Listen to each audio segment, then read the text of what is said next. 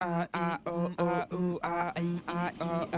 critically acclaimed documentary, Louder Than a Bomb, takes an intimate look at high school poetry teams as they compete in the world's largest youth poetry slam. One of the stars of the film is teenager Nate Marshall. When I was younger, my mother and my father were drug addicts. But, like, you don't know what that is when you're a kid, you know?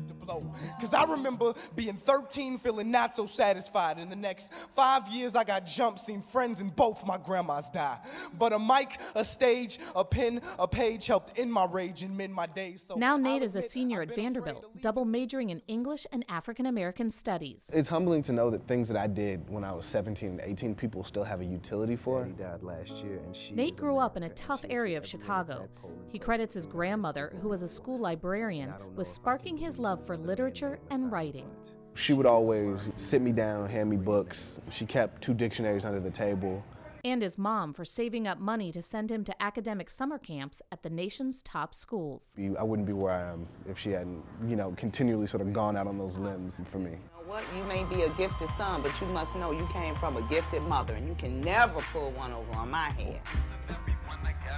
Nate started competing in Louder Than a Bomb when he was just 13.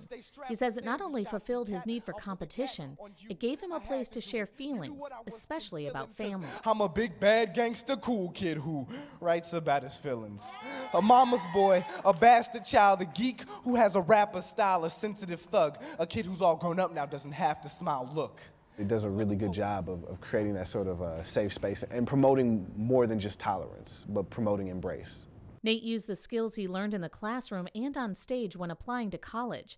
He says a friend's parents first brought him to Vanderbilt. I love Vanderbilt.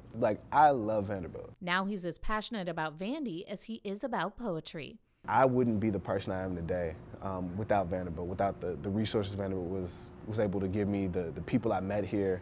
The provost is like my guy. I can walk into his office if I need anything. And I think that's a testament to the sort of culture and the sort of place that Vanderbilt is, that even in a school this big, this prestigious, that you can have that sort of relationship with someone.